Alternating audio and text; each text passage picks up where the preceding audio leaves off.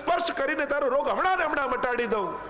અને પેલું આગળ આગળ દોડે ને ગોકુલનાથજી પાછળ પાછળ. રોગી શરીર દોડી ન શક્યો, પડ્યો. ગોકુલનાથજી અશ્વ પરથી નીચે ઉતર્યા. અરે ભાગે છે કેમ? હું તો તારો રોગ દૂર કરવા આવ્યો છું. હમણાં હાથ અડાડીશ તો તારો રોગ દૂર થઈ જશે. વૈષ્ણવ કહે, કૃપાનાથ આવો શ્રમ મારા માટે? આ તો અમારા દેહના દંડો છે, આ તો અમારા અપરાધ છે, આ તો અમારા કર્મો છે. અમને ભોગવી લેવા દો. પણ અમારા માટે જો અમે આપને શ્રમ આપીએ તો અમારી વૈષ્ણવતા લાજે. કૃપાનાથ આવો શ્રમ ક્યારે ન કરતા. આવી મહાનતા, આવી શ્રેષ્ઠતા પુષ્ટિ માર્ગની છે. લોકો માંગવા જાય પ્રભુ પાસે અને પુષ્ટિ માર્ગીય વૈષ્ણવ તો આપવા જાય છે પ્રભુ પાસે. મહાવનની ક્ષત્રાણીનો એ પ્રસંગ આવે ને, રોજ શ્રીનાથજી બાબા એના ઘરે પધારતા. મહાપ્રભુજી એકવાર મુકામ કર્યો અને લાલનનું સ્વરૂપ સ્પષ્ટાવીને પધરાવી દીધો. કહ્યું, આને બાળક જાણજે, સાક્ષાત નંદ નંદન તારા ઘરે પધરાવ્યા છે. એવા લાલ લડાવે લાલનને, સ્વાનુભાવ જતાવે ઠાકોરજી. અને એકવાર અડધી રાત થઈને સાંકળ કકડી દરવાજાની. ઠાકોરજી એટલા આસક્ત માજીથી કે સૈયા મંદિરમાં પોઢાવીને આવે ને માજી તો ઊભા થઈને ભાગીને આવી જાય અને માજીના ખાટલામાં માજીને ચોંટીને સૂઈ જાય. એવા પ્રભુ આસક્ત માજીથી એક ક્ષણે નથી દૂર ન રહે. અને પહેલા તો રોજ શ્રીનાથજી બાબા પધારતા, ફરી પધાર્યા. રાતના સાંકળ ખકડી, ધીમે રહીને પૂછ્યું કોણ છે? બહારથી અવાજ આવ્યો કે નિકુંજ નાયક શ્રીનાથજી બાબા. અંદરથી વિચાર કરે કે જો ઊભી થઈ તો મારા લાલન જાગી જશે અને દરવાજો ન ખોલું તો નિકુંજ નાયક બહાર પધાર્યા અને તો પાછા જાય. શું કરું? વિચાર કરતા કરતા થયું ને ધીમે રહીને જવાબ આપ્યો કે બાબા કાલે પધારજો, હમણાં મારા લાલન પોડી રહ્યા છે અને જો હું ઊભી થઈશ તો એ જાગી જશે. અને માજીએ વિચાર કર્યો કે શ્રીનાથજી તો પોતે કૃપા કરીને પધાર્યા છે અને લાલન તો મને મહાપ્રભુજી પધરાવી દીધા છે, એટલે મારે તો લાલનની સેવા પ્રધાન રૂપે સ્વીકારવા, એમને વધારે સાચવવા. અને જ્યાં આટલું શ્રીનાથજીને કહ્યું, શ્રીનાથજી તો પ્રસન્ન થઈ ગયા, એની સામે અંદર પ્રગટ થઈ ગયા. બોલ્યા, હું તારા પર બહુ પ્રસન્ન છું, માંગ મારી પાસે. કહી અમ્માએ કહ્યું, એક ક્ષત્રાણીએ કહ્યું, મહાપ્રભુજી એક જ વાત શીખવાડી છે કે ક્યારે ઠાકોરજી પાસે માંગવું નહીં. પણ હું પ્રસન્ન થયો છું, કંઈક આપવા માંગુ છું. બહુ કહ્યું ઠાકોરજી. ત્યારે ક્ષત્રાણી એટલું કહ્યું કે મેં સાંભળ્યું છે આ ગિરિરાજજી ઉપર વાંદરાઓ બહુ છે, નાના નાના બાળકોને ઉપાડી જાય છે, તો એટલી કૃપા કરજો ને પ્રભુ, મારા લાલનને કોઈ વાંદરું લઈ ન જાય. શ્રીનાથજી તો પ્રસન્ન થઈ ગયા. તે મારી પાસે મારા માટે જ માંગી લીધું. અમે બંનેમાં ભેદ થોડી છે કોઈ. જ્યારે જ્યારે પ્રભુએ માંગવાનું પણ કહ્યું તોય પ્રભુનું સુખ માંગે એ વૈષ્ણવ છે. નારાયણદાસજી અશક્ત થઈ ગયા ચંદ્રમાજીની સેવા કરતા, અને શરીર જ્યારે અશક્ત બન્યું અને ચંદ્રમાજી એક દિવસ પ્રસન્ન થયા અને કહ્યું કંઈક માંગ, ત્યારે એટલું કહ્યું કે હવે આપ ગુસાઈજીને ત્યાં પધારો, આ દેહ હવે આપને સુખ આપવા લાયક નથી રહ્યો. જ્યારે જ્યારે માંગવાનું કહ્યું છે ત્યારે પ્રભુનું સુખ માંગે એ પુષ્ટિ માર્ગીય વૈષ્ણવ છે. તો સ્વરૂપ નિષ્ઠા સ્વરૂપાશક્તિથી જે સેવા થાય, જે ભક્તિ થાય, એ પુષ્ટિ ભક્તિ છે. ગુણાશક્તિથી, સામર્થ્યાશક્તિથી જે થાય એ મર્યાદા ભક્તિ છે. શ્રી મહાપ્રભુજીના સ્વરૂપમાં એવી આસક્તિ છે શ્રી ગુસાઈજી પ્રભુ ચરણને. સાક્ષાત ઠાકોરજી શ્રી વલ્લભની ભીતર દેખાય છે. ગોપીનાથજીનો એવો ક્રમ હતો. અનેક અનેક આચાર્યો શ્રી વલ્લભમાં અનન્ય આસક્તિ વાળા થયા. શ્રી હરિરાય મહાપ્રભુજી અખંડ પાઠો કરેલા છે. વૈષ્ણવ સાથે રોજ પધારી જાય સંકીર્તન કરવા માટે. પિતૃચરણના એમને ગમ્યું નહીં. આ રીતે આપ આચાર્ય કુળમાં છો, આમ વૈષ્ણવની વચ્ચે બેસીને અડધી અડધી રાતના કીર્તન કરો છો. ઓરડામાં પૂરી દીધા. અને હરિરાય મહાપ્રભુજી શ્રી વલ્લભનું સ્મરણ કરી રહ્યા છે. અખંડ સર્વોત્તમનો પાઠ કર્યો. સાક્ષાત મહાપ્રભુજી અને ગુસાઈજી બંને હરિરાયજીની સન્મુખ પ્રગટ થઈ ગયા. બંને શ્રી હરિરાય મહાપ્રભુના મસ્તક પર હાથ રાખી આશીર્વાદ આપ્યા. અને હરિરાયજી ત્યારે પદ ગાયું, જય જય શ્રી વલ્લભ પ્રભુ વિઠ્ઠલેશ સાથે નિજ જન પર કરત કૃપા ધરત હાથ હે માથે. અને એટલે જ તો એક શ્રી વલ્લભ મહાપ્રભુ કહેવાયા અને બીજા શ્રી હરિરાય મહાપ્રભુ કહેવાયા. ગુસાઈજી અને પ્રાચીન આચાર્યો, પ્રાચીન ગ્રંથોમાં તો એવા ઉલ્લેખ છે કે જે ઠાકોરજીએ લીલાઓ કરી વ્રજમાં, એ સગળી લીલાઓ મહાપ્રભુજીએ ફરી કરી છે. જે લીલાઓ કરી, 24 અવતારોની સામ્યતા તો છે જ, પણ કૃષ્ણ રૂપે બ્રજમાં પધારીને જે લીલાઓ કરી એ સગળી લીલાઓ થઈ. કહ્યું સૌથી પહેલા ઠાકોરજી બ્રજમાં પધાર્યા. માતા પિતાથી દૂર થયા બાળક. કે મૃત જાણી લક્ષ્મણ ભટ્ટજી ઇલ્લમા ગારુજી મૂકીને મહાપ્રભુજીને પધારી ગયા ચૌડા ગામમાં. અને ત્યારે સ્વપ્નમાં આજ્ઞા કરી કે હું પ્રગટ થયો છું. કૃષ્ણ અવતારમાં પણ ઠાકોરજી પ્રગટ થયા અને વસુદેવ દેવકીથી દૂર થયા. થોડા મોટા થયા પ્રભુ એટલે પૂતના આવી. પૂતના એ અવિદ્યાનું પ્રતીક છે ને ભગવાને પૂતનાને મારી. પૂત એટલે પવિત્રતા અને ના એટલે અપવિત્રતા. એટલે કે જે અનેક દોષોથી ભરેલા જીવો હતા એને મહાપ્રભુજીએ બ્રહ્મ સંબંધ આપીને પાવન કર્યા, સર્વ દોષોમાંથી મુક્ત કર્યા. એમ ઠાકોરજીએ પૂતના મારીને બ્રજભક્તોની અવિદ્યા દૂર કરી, એમ મહાપ્રભુજીએ આ હજારો દોષોથી ભરેલા જીવને બ્રહ્મ સંબંધ આપી અને સર્વ દોષોમાંથી મુક્ત કર્યા છે. પછી તૃણાવર્ત આવ્યો. તૃણાવર્ત એટલે આંધી. મહાપ્રભુજી જ્યારે બિરાજતા હતા ભૂતલ પર માયાવાદની આંધી ચાલતી હતી અને મહાપ્રભુજી આંધીને દૂર કરી શુદ્ધ અદ્વૈત ભક્તિ માર્ગને પ્રગટ કરી. ઠાકોરજી જ્યારે માખણ ચોરી કરવા માટે પધારતા, સમગ્ર કૃષ્ણ લીલાની સમાનતા બતાવવામાં આવી છે. અને માખણ એટલે શું છે? નિત નવીન ભાવ. મહાપ્રભુજી સર્વના ઘરમાં ઠાકોરજી પધરાવી અને એના ચિત્તને, એના ભાવને મહાપ્રભુજીએ ઠાકોરજી સ્વરૂપે ગ્રહણ કર્યા છે. આગળ કૃષ્ણ લીલાનું જો દર્શન કરો, બકાસુરને ઠાકોરજીએ માર્યો. બગલો એ દંભનું પ્રતીક છે. મહાપ્રભુજીએ પણ જે દંભ માયાવાદનો ચાલી રહ્યો હતો, બધું મિથ્યા છે, બધું આમ છે, અને જે દંભ રૂપી ભક્તિ ચાલી રહી હતી, અનેક મતો પોતાની રીતે ચલાવી રહ્યા હતા, ખોટા તર્ક વિતર્કો આપીને મહાપ્રભુજીએ શુદ્ધ ભક્તિ માર્ગ, પુષ્ટિ માર્ગ પ્રગટ કરી અને આ દંભને દૂર કર્યા છે. આગળ ધેનુકાસુર વધની કથા આવે છે. ઠાકોરજીએ ધેનુકાસુરને માર્યો, તાળવનમાં રહેતો. મહાપ્રભુજી કહે ધેનુકાસુર એ દેહાધ્યાસનું પ્રતીક છે. અને વ્રજભક્તોનો ઠાકોરજીએ દેહાધ્યાસ દૂર કર્યો. એમ જ મહાપ્રભુજીએ ભગવત સેવા માથે પધરાવી અને તનુ વિત્તજા સેવા આપી અને પોતાના શરીરથી ઠાકોરજીને લાલ લડાવવાનો ઉપદેશ આપી વૈષ્ણવના દેહાધ્યાસને દૂર કરી દીધો. જે લીલાઓ વ્રજમાં ઠાકોરજીએ કરી એ સઘળી લીલાઓ, એવી સઘળી કૃપાઓ મહાપ્રભુજીએ કરી. ગૌચારણ લીલા કરી અને ગૌચારણમાં ઠાકોરજી ખુલ્લા ચરણાર વિંદથી વ્રજમાં પધારે છે વનમાં. એમ મારા મહાપ્રભુજીએ પણ 3 વાર ખુલ્લા ચરણાર વિંદથી ભારત વર્ષની પરિક્રમા કરી અને ગૌને ચારવી, ગૌ એટલે ઇન્દ્રિયો, ઇન્દ્રિયોને એક ચોક્કસ દિશામાં ચારણ કરીને લઈ જવું, તો આ સર્વ વૈષ્ણવની ઇન્દ્રિયોને ભગવત સન્મુખ કરી આ જ ગૌચારણ લીલા છે. તો જે જે લીલાઓ ઠાકોરજી વ્રજમાં કરી એ સઘળી લીલા મહાપ્રભુજીએ પ્રગટ થઈને કરી છે. કયું ઠાકોરજીએ વેણુનાદ કર્યો અને વેણુનાદ કરી પોતાની સુધાનો સંબંધ સર્વ જીવોને કરાવ્યો. તો શ્રી મહાપ્રભુજીએ પણ પોતાની વાણીનો વેણુનાદ કરી, પોતાના વચનામૃતનો વેણુનાદ કરી અને સર્વ જીવોને સુધાનું રસપાન કરાવ્યું છે. કારણ કે આપણી વાણી તો સ્વરૂપાત્મક છે અને આપણી વાણી દ્વારા એ વાણી એ જ આપનો વેણુનાદ છે. ઠાકોરજી આગળ દાવાગ્નિનું પાન કર્યું અને દાવાગ્નિ આ મોહ લોભ આ બધું અગ્નિ સમાન જ છે, જીવને બાળે છે અને જીવનું સમર્પણ કરાવી સર્વ દોષોમાંથી જીવને મુક્ત કર્યો.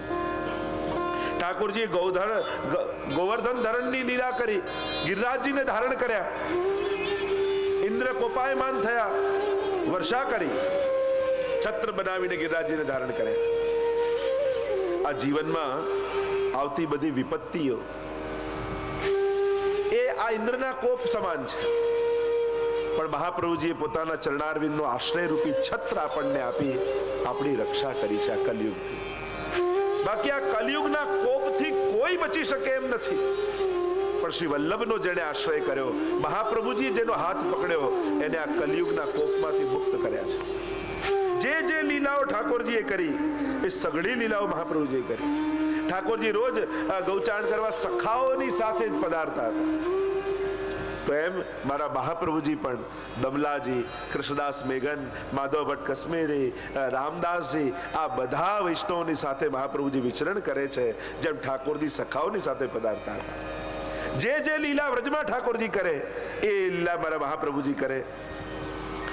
ઠાકોરજીએ મહારાસ કર્યો તો મારા શ્રી મહાપ્રભુજીએ પણ સાક્ષાત કલિયુગમાં પણ મહારાસના દર્શન જીવોને કરાવી દીધા છે.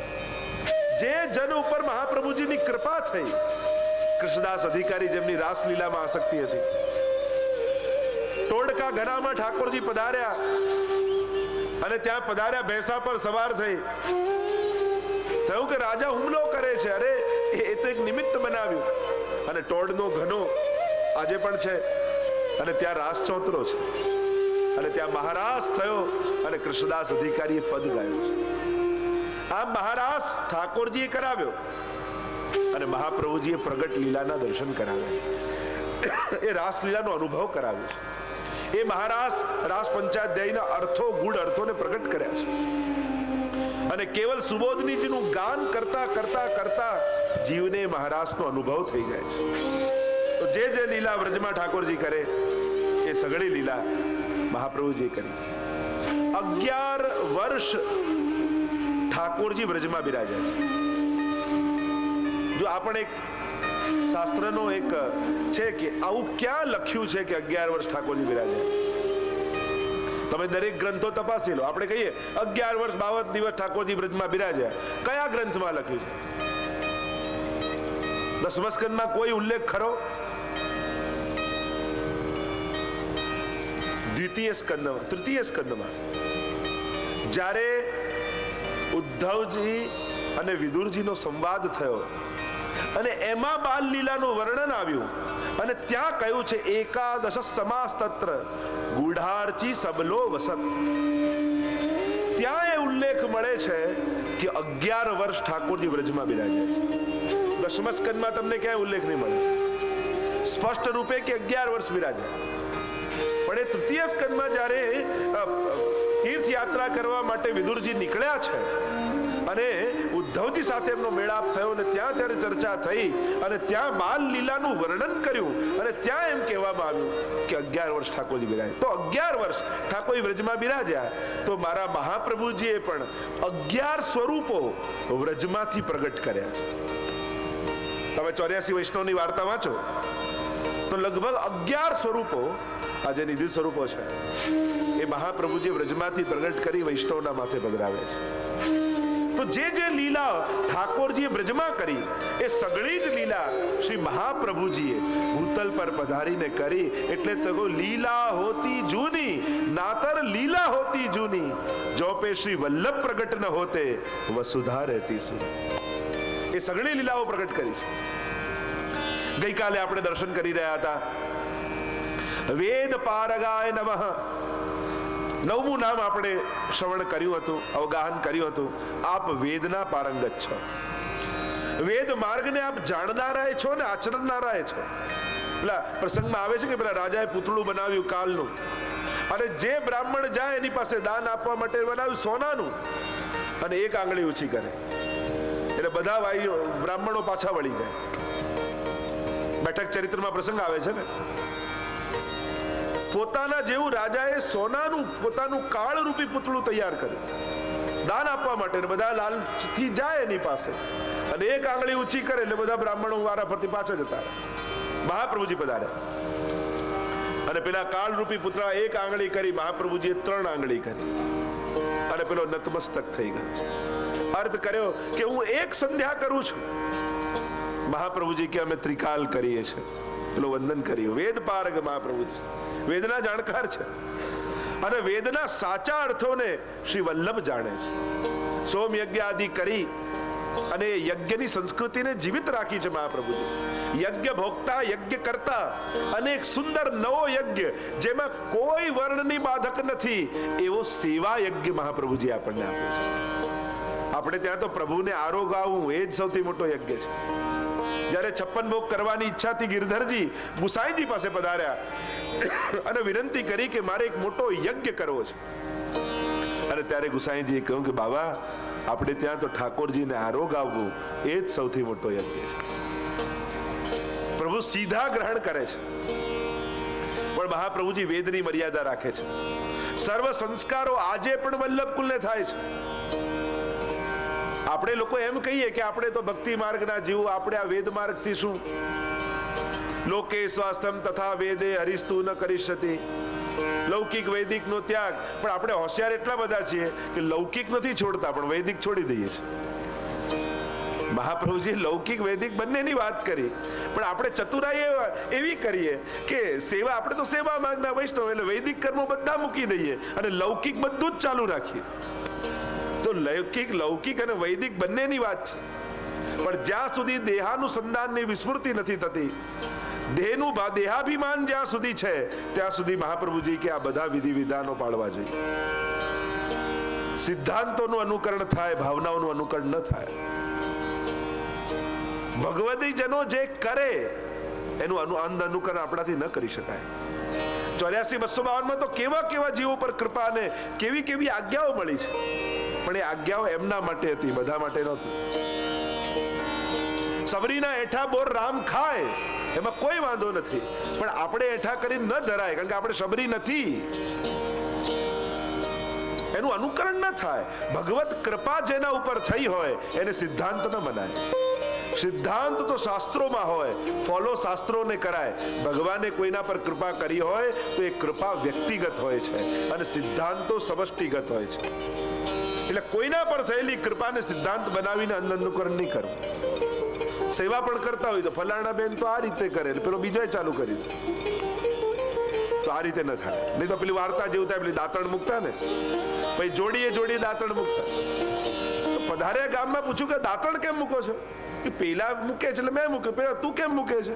કારણ કે આમ ફરતા ફરતા ફરતા છેલ્લે એક માજીનું નામ આવ્યું કે આ માજી ભગવતી છે ને એ દાંતણ મૂકતા, એટલે આખા ગામે શરૂ કર્યું ભોગમાં. પૂછ્યું માજી તમે કેમ મૂકો? કે જયરાજ હું તો બહુ ગરીબ છું, મારા ઘરે તો ચમચી એ નથી, એટલે હું તો ચમચીનો ભાવ કરીને દાંતણ ભોગમાં મૂકતી, આવો ભાવ કરતી. તો બાજુવાળા જોવે, પેલા કે એક હું તો 2 ધરી શકું, પેલો 2 દાંતણ ધરે, પેલો કે હું તો 3 ધરી શકું, પેલા 3 ધરે. એ કે તો પછી જુડી ધરવાનું શરૂ કરી દીધું. ગોકુલનાથજીના હાસ્ય પ્રસંગમાં આવે છે, એક ભગવતી વૈષ્ણવ આમ બહુ શરીરથી બહુ જાડા, બહુ મોટા, અને ધોતી પહેરે એટલે સેવામાં જ્યારે બેસે એટલે ધોતીની લાંગ ખુલી જાય. પેલા બાજુવાળા જોવા આવે કે અચ્છા સેવા કરતી સમયે લાંગ ખોલી દેવી જોઈએ. તો જે સેવામાં જાય ધોતીની લાંગ ખોલીને સેવામાં બેસે. ગોકુલનાથજી પધારે કે આ કરે છે શું આ લોકો? પછી જાણતા જાણતા છેલ્લે એક વૈષ્ણવનું નામ આવ્યું કે તમે કેમ આવો કે જે શરીર ભારે છે અને બેસું છું તો ધોતી લાંગ ખુલી જાય છે. તો આવું ન થવું જોઈએ. પત્રમ પુષ્પમ ફલમ તોયમ યોમે ભક્ત્યા પ્રયચ્છતિ. ગીતાજીનું એ વાક્ય આપણને સૌને ગમે કે પત્ર પુષ્પ ફૂલ જલ જે પણ ધરે એ ભક્તનું હું આરોગું છું. એ વાક્ય બહુ ગમે. પણ કોનું આરોગું? ભક્તનું. આપણે બધા ભક્ત થયા નથી, આપણે બધા ભક્ત થવાની પ્રોસેસમાં છે. આ બધું ભગવદી જનો માટે આજ્ઞા છે. આપણે ભગવદી થઈ નથી કે હા આમાંથી કોઈ થઈ ગયું હોય તો પછી એને ધન્યવાદ છે. કોઈને એમ લાગતું કે હું બહુ મોટો ભગવદી છું તો એને પ્રણામ. પણ આપણે તો ભક્ત થવાની પ્રોસેસમાં છીએ. આપણે આ બધું કરતા કરતા કોશિશ કરીએ છીએ કે આપણે ભક્ત બની જઈએ. અને એટલા માટે ભાવનાઓનું અનુકરણ નહીં, સિદ્ધાંતનું અનુકરણ થાય. કૃપાનું અનુકરણ ન થાય, સિદ્ધાંતનું અનુકરણ. તો વેદ પારગ શ્રી મહાપ્રભુજી વેદને જાણનારા છે.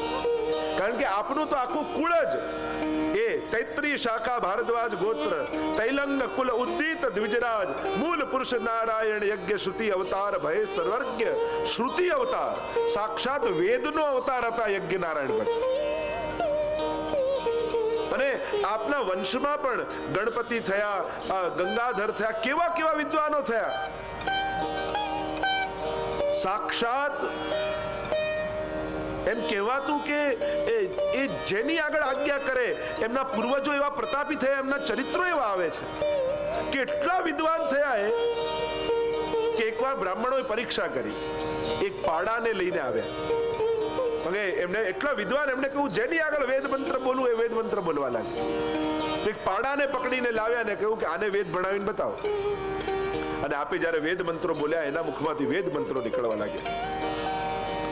એક પૂર્વજ એવા પ્રતાપી હતા, સાક્ષાત સૂર્ય રૂપ હતા, અને એમને દિવસના સમય અંધકાર કરીને બતાવેલો. એવા પ્રતાપી વિદ્વાન, એવા વેદના અધ્યાસુ, એટલું બધું વેદ સાથે આત્મસાત કરેલ એવા યજ્ઞ નારાયણ ભટ્ટ આમ આહુતિ આપે અને યજ્ઞ નારાયણ પ્રગટ થઈને હાથથી એ આહુતિનો સ્વીકાર કરે. એવા પ્રતાપી આચાર્ય. તો શ્રી મહાપ્રભુજી પણ એમના વંશમાં છે, બ્રાહ્મણ કુળમાં છે. એટલે વેદની સઘળી મર્યાદાઓને આપ રાખે છે. અને છેલ્લે છેક સંન્યાસ ગ્રહણ કર્યો છે. સમગ્ર મર્યાદાઓ આપે સાચવી છે. અને એ જ વેદની મર્યાદાઓ આજે પણ વલ્લભ કુલના પરિવારમાં સચવાયેલી છે. તેવા શ્રી વેદ પારગાય શ્રી વલ્લભના ચરણોમાં દંડવત પ્રણામ કરતા આગળના શ્લોકનું ગાન કરી એમાં રહેલા મંત્રોનું સ્મરણ કરીશું.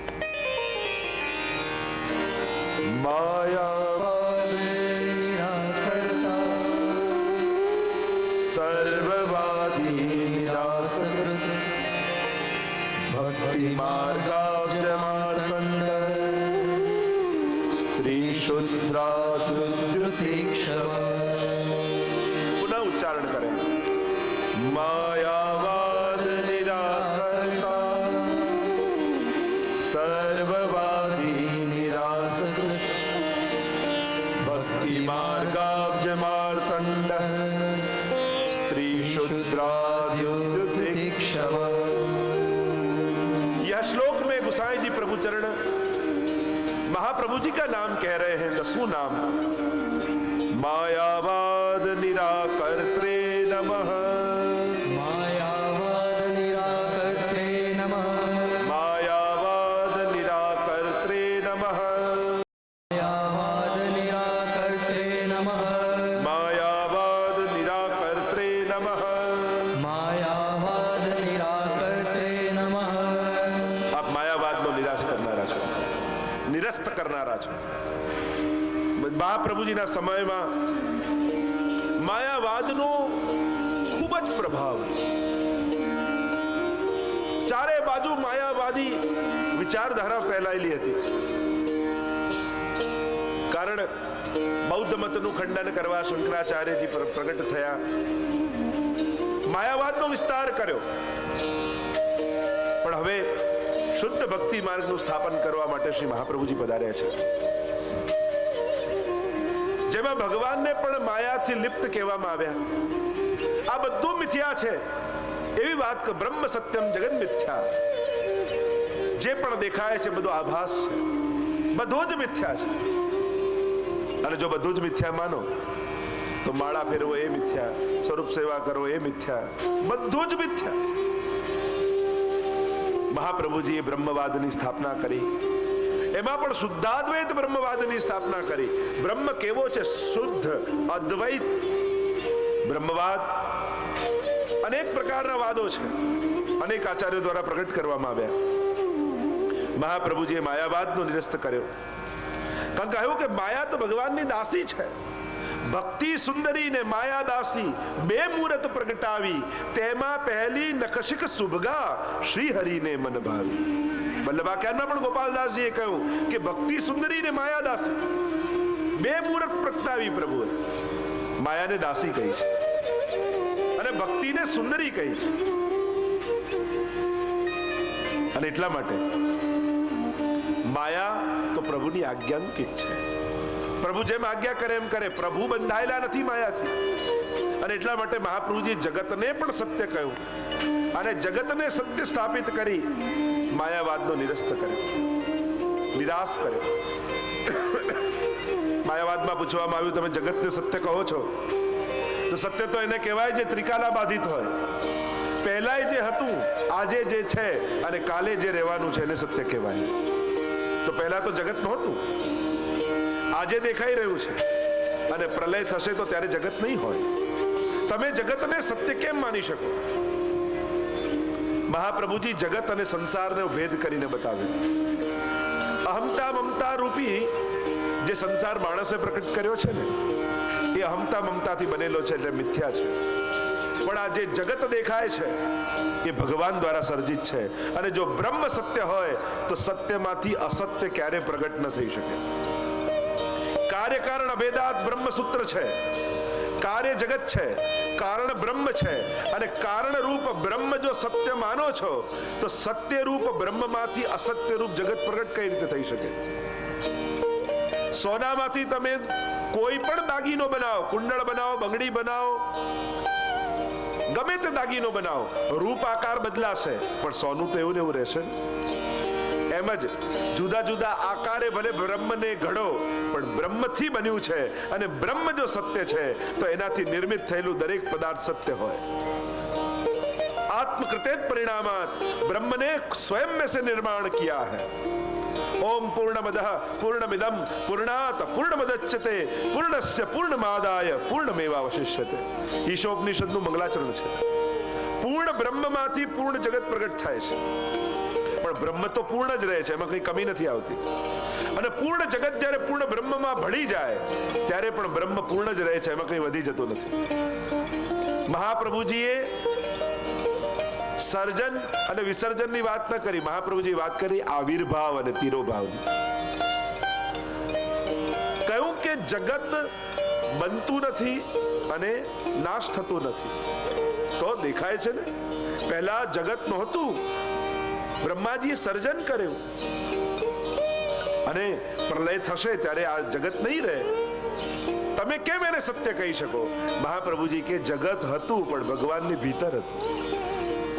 ભગવાન જ્યારે લીલા કરવી હોય ત્યારે પોતે જગત રૂપે પરિણમિત થાય છે. આ છે ભગવાનની આવિર્ભાવ લીલા. અને લીલા સમેટી લેવી હોય ત્યારે આ જગત બધાને પોતાની ભીતર સમાહિત કરી લે છે. આ છે તિરોભાવ. વિકૃત પરિણામવાદ અને અવિકૃત પરિણામવાદ. થોડીક વેદાંતની શબ્દોને પરિચય લઈએ. એક છે વિકૃત પરિણામવાદ, જેમ દૂધમાંથી છાશ બનાવો પણ છાશમાંથી પાછું દૂધ ના થાય, આ વિકૃત. અને બીજું અવિકૃત, રબરને ખેંચો, લાંબુ થયેલું લાગે પણ છોડો તો પાછું જેટલું હતું એટલું થઈ જાય, અવિકૃત પરિણામવાદ. એમ જ બ્રહ્મ જગત રૂપે પરિણમિત થાય, વિકૃત લાગે પણ અવિકૃત પરિણામવાદ છે. એ ભગવાનમાં કંઈ ઘટતું નથી, પાછું ભગવાનમાં સમાહિત થઈ જાય તો ભગવાન એટલા જ રહે છે. આમ પોતાનો શુદ્ધાદ્વૈત બ્રહ્મવાદ સમજાવ્યો મહાપ્રભુજી. આવિર્ભાવ અને તિરુભાવની વાત કરી. જેમ વેદાંતમાં કાચબાનું ઉદાહરણ આપવામાં આવે, કાચબાને જ્યારે કોઈ ક્રિયા ન કરવી હોય ત્યારે બધી ઇન્દ્રિયોને પોતાની અંદર સમાઈ લે, અને જ્યારે ક્રિયા કરવી હોય ત્યારે ઇન્દ્રિયોને બહાર કાઢીને પ્રવૃત્તિ કરે. એમ જ ભગવાનને લીલા ન કરવી હોય ત્યારે બધું બ્રહ્મમાં સમાહિત હોય, અને જ્યારે લીલા કરવી છે ત્યારે પોતાનામાંથી આ બધું પ્રગટ કરીને ભગવાન પોતાના આનંદનો અનુભવ કરે છે. આ આવિર્ભાવ અને તિરોભાવની ફિલોસોફી મહાપ્રભુજી આપી. બ્રહ્મવાદ કિર્પણ, ગોપાલદાસજીએ પણ કહ્યું છે, આ માયાવાદનો નિરસ્ત કરવા માટે બ્રહ્મવાદનું કર્પણ લઈને મહાપ્રભુજી પધાર્યા છે અને ખંડ ખંડ કરી નાખ્યા માયાવાદના. તો માયાવાદ નિરાકર્ત્રે, આપ તો માયાવાદના નિરસ્ત કરનારા છે. અને એટલે જ પત્રાવલંબન આદિ ગ્રંથો પ્રગટ કર્યા. કારણ કે મહાપ્રભુ જ્યારે અડેલમાં બિરાજતા, બધા વિદ્વાનો શાસ્ત્રાર્થ કરવા આવતા અને આપણે સેવામાં મોડું થતું. એવો પ્રસંગ પણ આવે છે ને, કંઠાશ્રી વૈષ્ણવ ગાતા હોય છે, જૂના વૈષ્ણવ કંઠેશ્રી. અડેલમાં શ્રી મહાપ્રભુજી બિરાજતા, ગૃહસ્થાશ્રમ ભોગવવાને કાજે ત્યાં બિરાજે મહાપ્રભુજી, અને રોજ માયાવાદીઓ શાસ્ત્રાર્થ કરવા આવે અને સેવામાં ઠાકોરજીને ભોગ ધરવા આદિમાં અવેર થઈ જાય. એકવાર વિદ્વાનો આવેલા અને એટલો શાસ્ત્રાર્થ ચાલ્યો કે ઉત્થાપનનો સમય થઈ ગયો નવનીત પ્રિયાજી. અક્કાજીને ચિંતા થાય કે નવનીત પ્રિયાજીને ઉત્થાપનનો સમય થઈ ગયો અને મહાપ્રભુજી શાસ્ત્રાર્થમાં બિરાજેલા છે, શું કરવું? ઠાકોરજી હવે તો જાગી ગયા ઉત્થાપનમાં, અને અક્કાજીને કહ્યું, આપ પધારો અને મારી જારી ભરો, મને ભોગ ધરો. અક્કાજી કહે, મને બ્રહ્મ સંબંધ નથી, મહાપ્રભુજી મારા ઉપર ખીજ છે. નવનીત પ્રિયાજી કે એમાં શું થઈ ગયું? લાવ, હું તમને બ્રહ્મ સંબંધ કરાવું. જાઓ, અપરસમાં સ્નાન કરીને આવી જાઓ. અને અપરસમાં સ્નાન કરીને આવ્યા. નવનીત પ્રિયાજી પોતે ગુરુ બન્યા, હાથમાં તુલસી દલ આપ્યું અક્કાજીને, અને ઈલમગારજીને જ્યારે દલ આપ્યું, બ્રહ્મ સંબંધનો મંત્ર બોલાવ્યો અને કહ્યું કે લાવ, હવે તુલસી દલ મારા ચરણોમાં સમર્પિત કરી દો. સમર્પિત કર્યું અને ઉત્થાપન કરાવીને ભોગ ધર્યા. મહાપ્રભુજીને ખબર પડીને નારાજ થયા, આપને બ્રહ્મ સંબંધ નથી, કેમ આપે આમ કર્યું? અને ત્યારે બધું જ વૃત્તાંત કહ્યું કે આ રીતે નવનીત પ્રિયાજીએ મને બ્રહ્મ સંબંધ કરાવ્યું. અને બ્રહ્મ સંબંધ જ્યારે નવનીત પ્રિયાજીએ કરાવ્યું ને, ત્યારે કહ્યું, મારી ગુરુ ભેટ લાવ. કહ્યું કે મારી પાસે તો કઈ નથી, આ આપે કંઠેશ્વરી ધરી છે આપો. અને કંઠેશ્વરી કાઢી અને નવનીત પ્રિયાજીને ધરાવી. આજે પણ ઠાકોરજી કંઠેશ્વરીને ધારણ કરે છે. તો આવી અનેક લીલાઓ આપણે ત્યાં છે. તો જ્યારે શાસ્ત્રાર્થ કરવા આવતા એટલે મહાપ્રભુજી પત્રાવલંબન ગ્રંથ લખી અને કાશી વિશ્વનાથની દિવાલ પર લગાવી દીધો અને કહ્યું, કોઈને કંઈ પણ સંશય હોય તો પહેલા આ ગ્રંથ વાંચી લો, અને પછી કોઈ શંકારે તો મારી પાસે આવશો, આવો.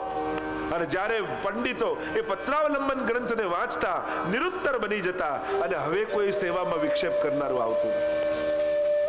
તો આ મહાપ્રભુજી માયાવાદના નિરાકર્તા છે. અને એવા સ્વરૂપને આપણે વંદન કરીએ. આગળ ગુસાઈજી પ્રભુ ચરણ કહે, કેવલ માયાવાદ નહીં, પણ આપે તો સમસ્ત મતોનું ખંડન કરી જગતગુરુ પદ ધારણ કર્યું છે. એટલે એ નામનું સ્મરણ કરતા ગુસાઈજી પ્રભુ ચરણ મહાપ્રભુજીને વંદન કરતા કહે, સર્વવાદી નિરાશ કૃતે નમઃ. સર્વવાદી નિરાશ કૃતે નમઃ. સર્વવાદી નિરાશ કૃતે નમઃ. સર્વવાદી નિરાશ કૃતે નમઃ. સર્વવાદી નિરાશ કૃતે નમઃ. સર્વવાદી નિરાશ કૃતે નમઃ. આપ તો સર્વવાદીઓને નિરાશ કરનારા છો. શ્રી મહાપ્રભુજી દક્ષિણમાં પધાર્યા, પોતાને મામાને ત્યાં. કૃષ્ણદેવ રાયની સભા, વિદ્યાનગર નામનું એ સમયની બહુ મોટી રાજધાની. જો ભારત વર્ષનો ઇતિહાસ લખવામાં ઘણી બધી ખામીઓ રહી ગયેલી છે. ઉત્તર ભારતને જોઈને ઇતિહાસ લખાયા, પણ દક્ષિણ ભારતમાં પણ બહુ પ્રતાપી રાજાઓ હતા. આ કૃષ્ણદેવ રાય રાજા એટલા મોટા રાયની રાજધાની હતી, કેટલું મોટું રાજ્ય એનું હતું. આખું દક્ષિણ ભારતથી છેક બંગાળ સુધીનો સ્પર્શ એના શાસન હેઠળ હતો. અને એ સમયનું આ વિદ્યાનગર બહુ મોટી એ રાજધાની હતી. આટલા મોટા રાજ્યની, એટલો મોટા દેશના રાજા કૃષ્ણદેવરાય. અને નક્કી કર્યું, સર્વ મતોના આચાર્યોને હું બોલાવું, શાસ્ત્રાર્થ થાય, અને જે જીતી જાય શાસ્ત્રાર્થમાં એની શરણે જઈ એને ગુરુ બનાવી, એની કંઠી ધારણ કરી અને એ ધર્મ પાળું. અને યથા રાજા તથા પ્રજા, જો રાજા એનો સ્વીકાર કરે તો સમગ્ર પ્રજા પણ એ મતને અનુસરે. અને વિદ્યાનગરમાં બહુ મોટો શાસ્ત્રાર્થ ચાલી રહ્યો છે. બધા જ મતોના પ્રકાંડ પંડિતો આવેલા છે.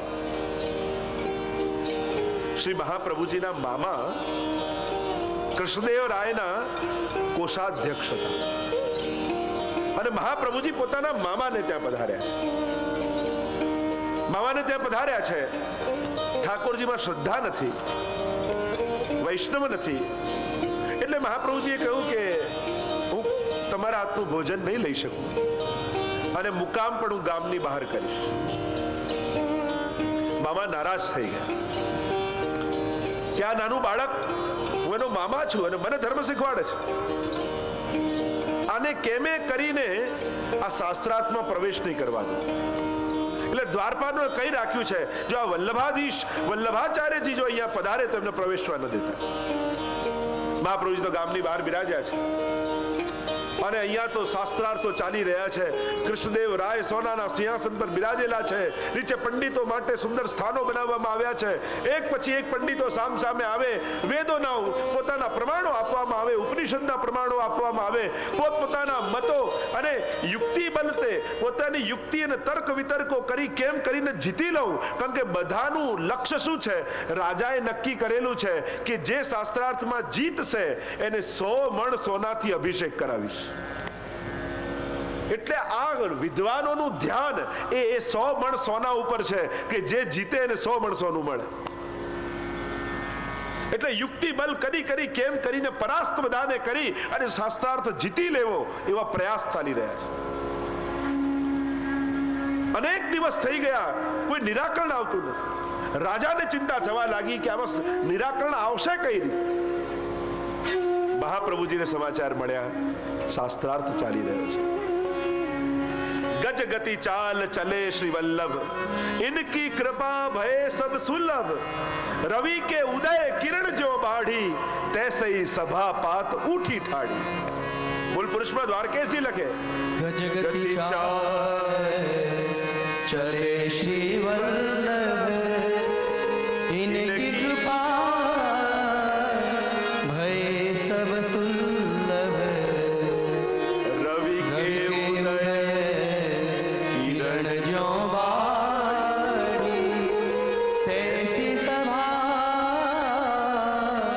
मात उठी ठाड़ी. અને મહાપ્રભુજી ગજ ગતિ એક મદમસ્ત ગજરાજ જે બેફિકર થઈ નિશ્ચિંત બની અને વનમાં વિચરણ કરતો હોય એમ શ્રી મહાપ્રભુજી નિશ્ચિંત બની અને પધારી રહ્યા છે કે આ બધાને તો હમણાં પરાસ્ત કરી દઈશ. 7 વર્ષના શ્રી વલ્લભ અને કેવું પ્રકાંડ તેજ, માનો સાક્ષાત સૂર્ય નારાયણ ભૂતલ પર પધાર્યા હોય એવું તેજ વિદ્વાનોને લાગે છે. જે દ્વારપાલોને તો પ્રવેશવાની ના કહી હતી, એમને પ્રવેશવા ન દેતા, મહાપ્રભુજીનું તેજ જોયું, સાષ્ટાંગ દંડવત પ્રણામ કર્યું. અને મહાપ્રભુજી જ્યાં પધારે અનેક વિદ્વાનો બિરાજમાન છે અને જાણે સૂર્યનારાયણે પ્રવેશ કર્યો હોય, કોઈને ખબર ન પડી કે બધા ક્યારે ઊભા થઈ ગયા. એવું તેજ મહાપ્રભુજી, એવો આદર મહાપ્રભુજી માટે નીકળ્યો. એક નાનકડા બાળકને જોઈ, એની વિદ્વત્તા, એનું તેજ જોઈ મોટા મોટા વડીલ વિદ્વાનો પણ ઊભા થઈ નમન કરવા લાગ્યા. અને મૂળ પુરુષમાં દ્વારકેશજી વર્ણન કરતા કહે, हारे सब स्तुति करे जग, जियो माया मत खंडन. शब्द जय जय होत सब, भक्ति पद भुव मंडन. स्तुति करे त्रिज हाथ जोरे, राय मस्तक नावही. परम मंगल होत है, कनकाभिषेक करावही. બધા વિદ્વાનો એક પછી એક સામે આવે. મહાપ્રભુજી વેદોના, ઉપનિષદોના, ભાગવતના, ગીતાજીના એક એક પ્રમાણ આપતા આપતા જે વિદ્વાન આવે થોડી ક્ષણ થાય દંડવત કરે ને ઊભા થઈને ચાલતા થાય, જે વિદ્વાન આવે પરાસ્ત થાય દંડવત કરે ને ચાલતા થાય. આખી સભામાં જેટલા વિશ્વભરના પ્રકાંડ પંડિતો હતા બધા વંદન કરીને બાજુમાં બેસી ગયા. મહાપ્રભુજીએ ચારે બાજુ જોયું, હજી કોઈ બાકી છે? બધા વિદ્વાનો કહે, આપ તો સાક્ષાત નારાયણ છો, આપની આગળ કોણ શાસ્ત્રાર્થ કરી શકે? વંદન કર્યા અને કૃષ્ણદેવ રાયને થયું, મને મારા ગુરુ આજે મળી ગયા. 100 મણ સોનાની થાળોના થાળો લઈ બધી જ રાણીઓ સાથે કૃષ્ણદેવ રાય આવ્યા છે. મહાપ્રભુજી સોનાના સિંહાસન પર બિરાજમાન કર્યા. જેટલી ભારત વર્ષની પવિત્ર નદીઓ હતી એ નદીઓમાંથી સોનાના કળશો ભરી ભરીને જલ મંગાવવામાં આવ્યું છે અને એ નદીઓના સ્નાન મહાપ્રભુજીને થઈ રહ્યા છે. ચારે બાજુ જય ઘોષ, ટંકા નિશાન વાગી રહ્યા છે. મહાપ્રભુજી જગતગુરુ બનવાના છે. વેદ મંત્રોના અવગાહન થઈ રહ્યા છે. નમઃ નમઃ જય જયના શબ્દો બોલાઈ રહ્યા છે. વેદ મંત્રોના ઉચ્ચારણ સોનાના લાઈને અભિષેક કરાવ્યા મહાપ્રભુજીને અને વંદન કરી કૃષ્ણદેવ રાયે કહ્યું, મને હવે આપનો શિષ્ય બનાવો, આપનો સેવક બનાવો, મારી સર્વ રાણીઓને આપના સેવક બનાવો.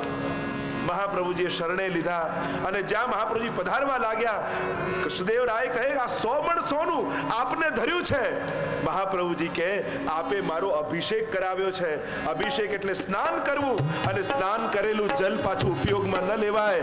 એમ ભલે સોનાથી સ્નાન કરાવ્યું પણ સ્નાન કરેલું ત્યાજ્ય છે, એનું ગ્રહણ હું ન કરું. અને કનક સ્નાન શતમણ સુવર્ણે. ગોપાલદાસ ग्रह्य नाहिन स्थान जलवत बाट सबको दीजिए, बाट दीनो करी विनती मोहि शरण झूलीजिए. कृपा करके शरण लीनो हार भरी मोरे धरो, सप्त लेके कहो दैवी द्रव्य अंगीकृत करो. મહાપ્રભુજી કહે, આ જેટલા બ્રાહ્મણો આવેલા છે એ બધા સુવર્ણની લાલચથી આવેલા છે. એમ કરો, આ જેટલું સોનું છે આ બધા બ્રાહ્મણોને વાટી. અને જ્યાં આ શબ્દો પડ્યા, બ્રાહ્મણો જય ઘોષ કરવા લાગ્યા. આપના જેવું વૈરાગ્ય, આપના જેવું ઐશ્વર્ય, આપના જેવું જ્ઞાન, આ છ ધર્મો આપમાં તો પ્રગટ રૂપે બિરાજે. કૃષ્ણદેવ રાય કહેવા લાગ્યા, આપની શરણે આવ્યો છું એટલે કંઈક ભેટ તો સ્વીકાર કરો. પોતાના રાજ્ય કોષમાંથી બીજો સોનાનો ભરેલો થાળ લઈને આવ્યા. મહાપ્રભુજી કહે, આ પ્રજાના કરનું છે, આના પર તારો અધિકાર નથી. પણ હા, તારા પુરુષાર્થની આમાંથી 7 સોના મોરો છે અને તારા પુરુષાર્થની, તારા પરિશ્રમની છે એટલે દૈવી જાણી એનું ગ્રહણ કરું છું. મહાપ્રભુજીએ 7 સોના મોર લીધી અને એ 7 સોના મોર દૈવી જાણી અને શ્રીનાથજી બાવાના નુપુર સિદ્ધ કરાવ્યા, જે આજે પણ શ્રીનાથજી બાવા સોનાના નુપુર ધરે છે.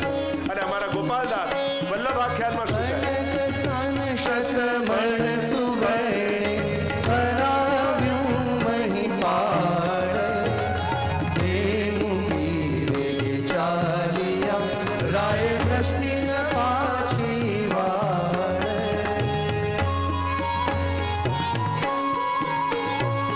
કનક સ્થાન શતમણ સુવર્ણે કરાવ્યું મહિપાળ, દેવું પીવે ચાલિયા રાય દ્રષ્ટિ ન પાછી વાળ. મહાપ્રભુજી આગળ ચાલ્યા અને પાછું વળીને જોયું. એવા શ્રી વલ્લભનું વૈરાગ્ય દૈવી હતું એ ગ્રહણ કર્યું. સ્નાનવત જાણી આ સ્વર્ણ મહાપ્રભુજી ત્યાગી. સર્વવાદીઓને પરાસ્ત કરી, જેટલા મતના હતા. અને એ સમયે મહાપ્રભુજીને સુવર્ણના સિંહાસન પર બદરાવી અભિષેક આદિ થયા પછી સર્વ મતના આચાર્યો ભેગા થયા અને શ્રી મહાપ્રભુજીને તિલક, અક્ષત, માલા ધરાવી, છત્ર ધરાવીને કહ્યું કે આપ તો જગતગુરુ છો. બોલીએ જગતગુરુ શ્રી વલ્લભાધીશ, જગતગુરુ શ્રી વલ્લભાધીશ, જગતગુરુ શ્રી વલ્લભાધીશ, જગતગુરુ નામ ધર્યો. જગત ગુરુ નામ સુન્યો જબ શ્રવણ, જગત ગુરુ નામ સુન્યો જબ શ્રવણ, ऐसो देख्यो. ઉપસ્થિત મનોરથી પરિવાર એમ સર્વે ભાગ્યવાન વૈષ્ણવજનો, કથા યાત્રાનો આ ચતુર્થ દિવસ સાક્ષાત પ્રભુ રૂપ શ્રી વલ્લભની આ મહાત્મ્ય, ગુણ, લીલા આદિની ગાથાનું આપણે સૌ મળીને કીર્તન અને શ્રવણ કરી રહ્યા છીએ. વસ્તુતઃ કૃષ્ણ એમ કહી શ્રી ગુસાઈજી પ્રભુ ચરણે કહ્યું કે શ્રી વલ્લભ અને શ્રી કૃષ્ણને ક્યારે પણ ભેદ કરી બે કરીને નહીં જાણવા.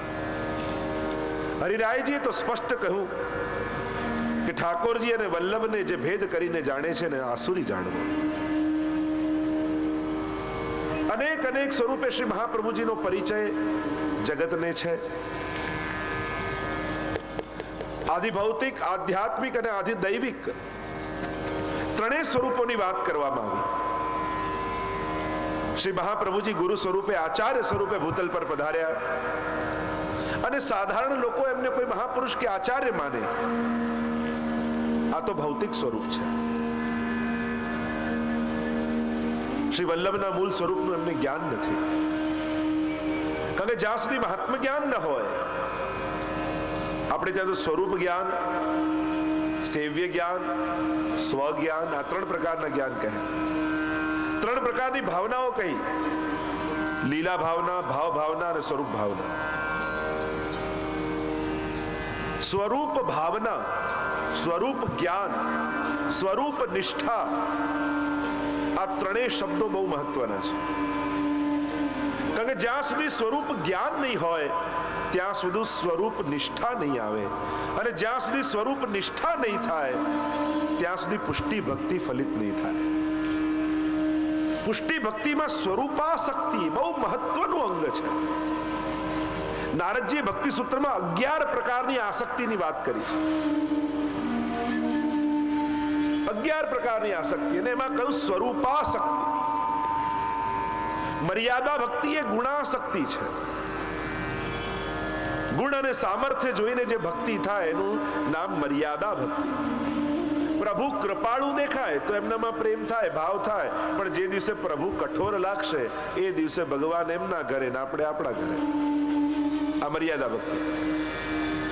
પ્રભુનું સામર્થ્ય જ્યાં સુધી દેખાય, પ્રભુના ગુણ જ્યાં સુધી દેખાય, પ્રભુનો કૃપાળુ સ્વભાવ જ્યાં સુધી દેખાય ત્યાં સુધી તો ભક્તને ભાવ રહે.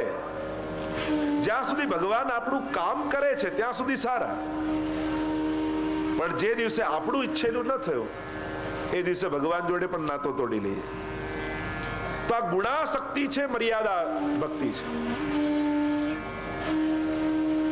પ્રભુ કૃપાળુ હોય, પ્રભુ દયાળુ હોય, પ્રભુ ભક્તોના મનોરથો પૂરા કરવા વાળા હોય ત્યાં સુધી તો પ્રભુમાં ભક્તિ રહે, નિષ્ઠા રહે. પણ જે દિવસે એ લક્ષણ અને એ ગુણ નહીં દેખાય એ દિવસે મર્યાદા ભક્તને અભાવ આવશે. પણ પુષ્ટિ ભક્તિ એ સ્વરૂપાસક્તિ છે, સ્વરૂપની ભક્તિ છે. પ્રભુ ગમે તેટલા કઠોર થાય પણ ગોપીઓનો ભાવ રંચક પણ કમ થતો નથી. પ્રભુ સામે પ્રગટ હોય કે અંતર ધ્યાન થઈ ગયા હોય, ગોપીઓને એમ નથી થતું કે પ્રભુ તમે મળતા જ નથી, અમે આટલા પોકારીએ છીએ આપને, ગોપી ગીત આદિ બધું ગાઈએ અને આપ ન મળો તો પછી આપ આપને ત્યાં, અમે અમારે ત્યાં. આવું થાય? ગોપીઓ તો કહે આપ ન મળો તો પ્રાણોને ત્યાગી દઈએ, પણ આપના વગર જીવી ન શકાય. આપ કઠોર હો છતાંય અમારા છો, આપ પ્રેમી હો તોય અમારા છો, આપનામાં ગુણ દર્શન થાય તોય અમારા, અને ક્યારેક આપનામાં દોષ દર્શન થાય તોય અમારા. સ્વરૂપાસક્તિ હોય ને પછી ક્યારે અભાવ ન આવે. આ પુષ્ટિ ભક્તિ છે. જે ભક્તિ સામેવાળાની ક્રિયા પર આધાર નથી રાખતી, સ્વયંની નિષ્ઠા પર આધાર રાખે છે, એ પુષ્ટિ ભક્તિ છે. અને ભક્તિ સ્વરૂપાસક્તિ, સ્વરૂપ નિષ્ઠાથી ચાલે.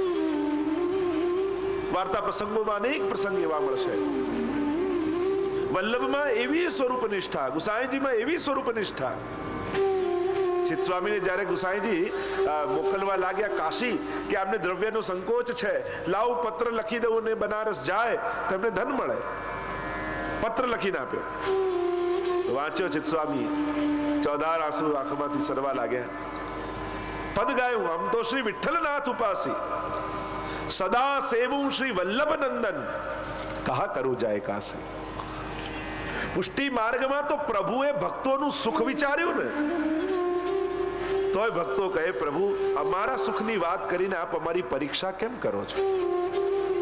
હરિરાયજી શિક્ષાપત્રમાં બે વાત કરી કે પ્રભુ બે રીતે આજ્ઞા કરે છે.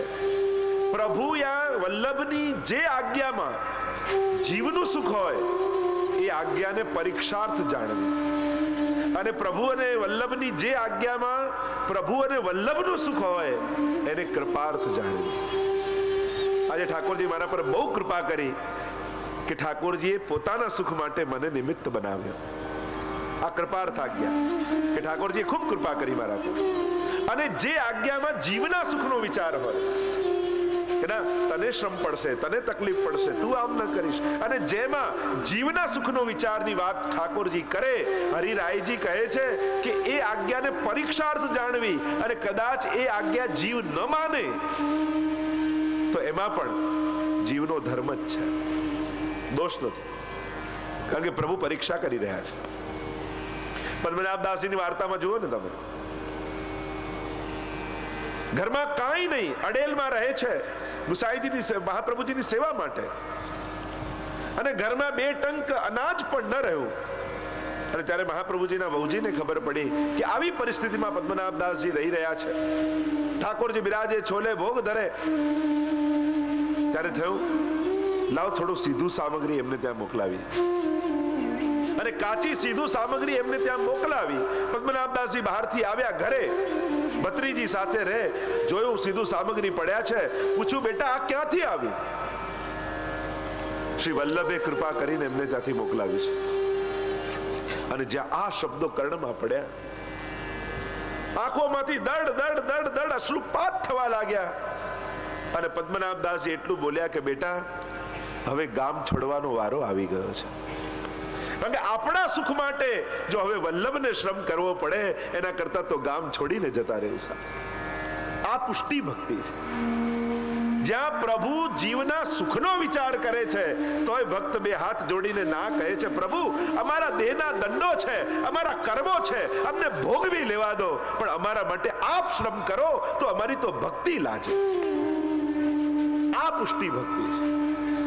ગોકુલનાથજીના પ્રસંગમાં આવે છે, નિત્ય ગોકુલનાથજી સત્સંગ કરતા અને રોજ એક વૈષ્ણવ આગળ આવીને બેસતો, ખૂબ ધ્યાનથી શ્રદ્ધાથી શ્રવણ કરતો. ધીરે ધીરે પાછળ બેસવા લાગ્યો, એને ચર્મ રોગ થયો. ધીરે ધીરે પાછળ, અને એટલો બધો ચર્મ રોગ વધી ગયો કે એના શરીરમાંથી દુર્ગંધ આવવા લાગી. સાવ છેલ્લે બેસતો થયો ને પછી આવવાનું બંધ કરી દીધું. થોડા દિવસમાં ગોકુલનાથજીનું ધ્યાન પડ્યું કે આ પેલો વૈષ્ણવ રોજ સત્સંગમાં આવતો આજકાલ દેખાતો કેમ નથી? પૂછ્યું કોઈ વૈષ્ણવને.